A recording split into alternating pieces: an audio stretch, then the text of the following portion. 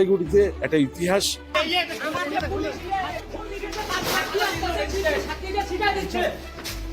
তিনজন আসামিকে একসঙ্গে ফাঁসির সাজা ঘোষণা করেছেন এবং তার সঙ্গে তথ্য প্রমাণ লোপাট ষড়যন্ত্র করার জন্য আরো 5 বছরের জেল ঘোষণা করেছেন। আমি নির্দোষ, স্যার আমাকে বিনা দোষে ফাঁসি দিচ্ছে। আপনারা কি ওই ঘটনার সময় জড়িত ছিলেন? না না না। হ্যাঁ, তাহলে কারা করলো এই ঘটনা? নাবালিকাকে অপহরণ করে ধর্ষণ করার অভিযোগে 3 ব্যক্তিকে ফাঁসির সাজা দিল জলপাইগুড়ি বিশেষ পক্সো আদালতের বিচারক। এই ঘটনা জেলা আদালতে বিরল থেকে বিরলতম ঘটনা বলে দাবি সরকারি আইনজীবী।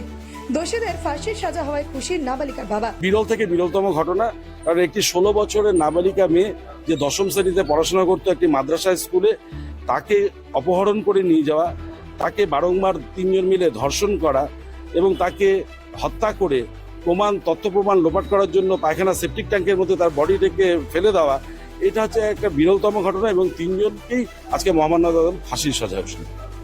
10ই আগস্ট 2020 সালে 10ম শ্রেণীর ছাত্রী 16 বছরের নাবালিকাকে অপহরণ করা হয়। পরবর্তীতে 11ই আগস্ট 2020 সালে জলপাইগুড়ি জেলার রাজগঞ্জ থানার একটি নিখোঁজ অভিযোগ দায়ের করেন নাবালিকার পরিবার।